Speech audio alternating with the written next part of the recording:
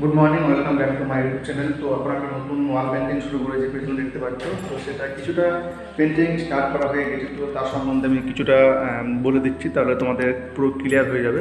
যেমন এই পেন্টিংটা প্রথমে আমি পুরো ড্রয়িং করে নিয়েছিলাম চক দিয়ে, তারপর আমি কালার দিয়ে ড্রয়িংটা করেছিলাম এবং তারপর আমি ব্যাকগ্রাউন্ডটা পুরোটা ব্ল্যাক দিয়ে দিয়েছি। নিচের দিকে দেখতে পাচ্ছ ডিপ, এবং আস্তে আস্তে ওপর দিকে একটু ব্লু দিয়ে ব্ল্যাক শ্যাডো দিয়েছি এবং গাছটা দেখতেই পাচ্ছ যে গ্রিন দিয়েছি, এক সাইডে ইয়েলো এক সাইডে ব্লু দিয়ে শেডিং করেছি।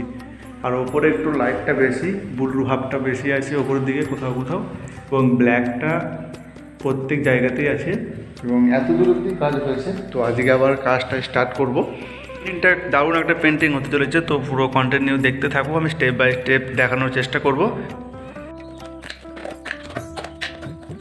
দেখতে পাচ্ছ যে প্রথমে এক কালার করে মেরে নিচ্ছি, কারণ এটা পুরোটা ডাবল কোট মারতে হবে, তার জন্য একটা ফ্ল্যাট ব্রাশ নিয়ে নিয়েছি এবং ব্লু কালারটা প্রথমে এক কোট দিয়ে দিচ্ছি সুন্দর করে।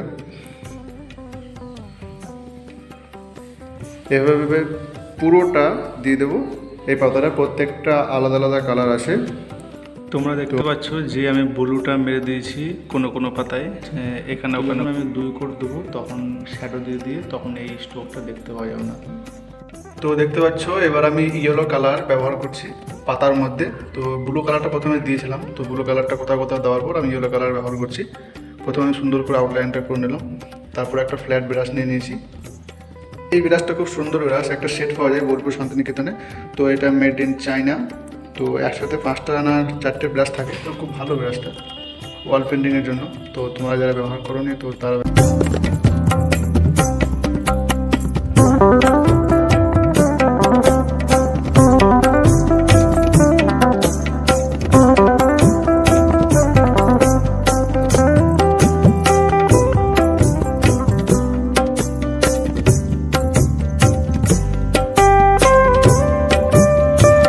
কালারটা নিয়ে কোথাও কোথাও দিয়েছি কোনো কোনো পাতার মধ্যে।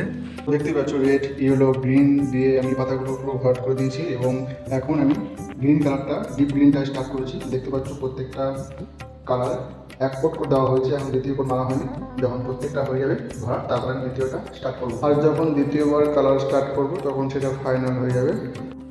এটা একটা অনেক বড় ওয়াল, তার জন্য একটু টাইম লাগছে। দেখতে পাচ্ছ পেছনে ওয়ালটা কত বড় বড় পাতা, কত বড় আমার থেকে অনেকটা হাইট লম্বা।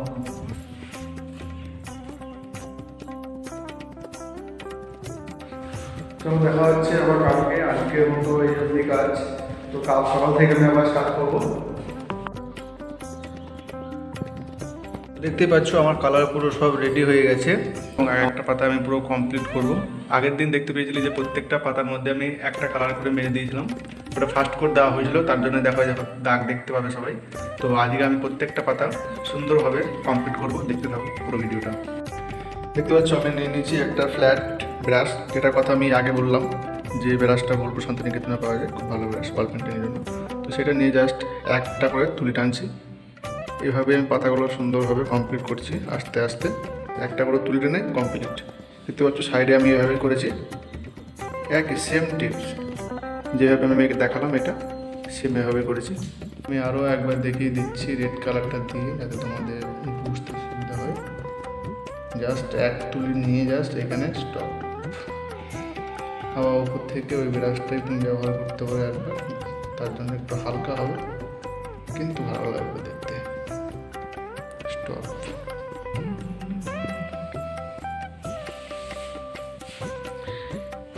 দেখতে পাচ্ছ আমি সাইডে এইটা আর ওইটা করেছি বড় দুটো, এভাবে পুরো কমপ্লিট করব।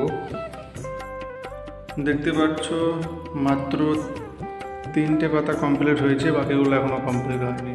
তো এক একটা পাতা অনেক টাইম লাগছে, কারণ একটু ধরে ধরে করতে হচ্ছে পাতাগুলো। আমি এখন একটা ছোট্ট অংশ দেখাচ্ছি আর একটা পার্ট।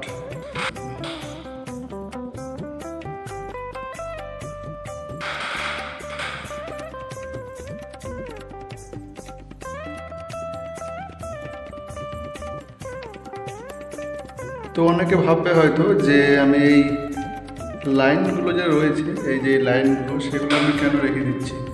কারণ লাইনগুলো রেখে দিলে দেখতে সুন্দর লাগবে এবং এই স্টোভটা খুব ভালো লাগবে। এই পাতাগুলো দেখছো এরকম পাতা সেম প্রত্যেকটা পাতার মধ্যে হবে, জাস্ট কালার কম্বিনেশনগুলো একটু চেঞ্জ হবে। তো কেমন লাগছে অবশ্যই জানিও। আমি আজ থেকে আবার স্টার্ট করবো, কারণ কাল শনি রবিবার আমার ড্রয়িং ক্লাস থাকে বাচ্চাদের, তো 2 দিন অফ ছিল,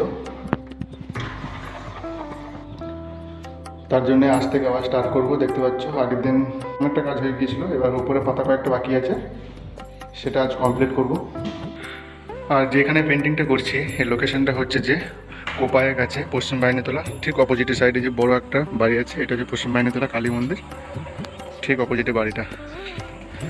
তো যে এই বাড়িটাকে দেখেছো সে অবশ্যই কমেন্ট করো যে আর জায়গাটা চিনতে পেরেছো কিনা। এটা হচ্ছে কোপায়ের ঠিক অপোজিটে। তো দেখতেই পাচ্ছ যে পাতাগুলো পুরো কমপ্লিট হয়ে গেছে। এবার আমরা যেই উপরে পাতাগুলো বাকি আছে, জাস্ট শুধু উপরের পাতাগুলো বাকি আছে, তাহলে ছবিটা পুরো কমপ্লিট হয়ে যাবে। দেখতে পাচ্ছ যে পেছনের ছবিটা কেমন লাগছে অবশ্যই জানিও।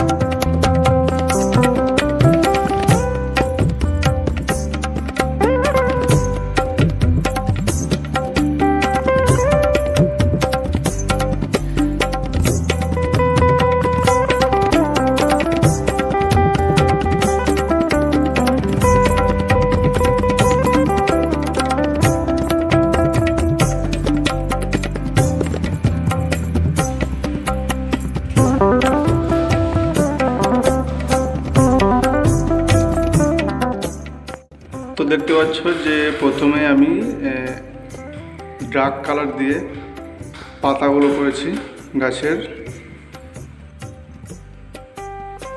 ব্লু আর ব্ল্যাক মিক্সই করেছি এটা আমি। এর উপরে এবার হাইলাইটগুলো হবে।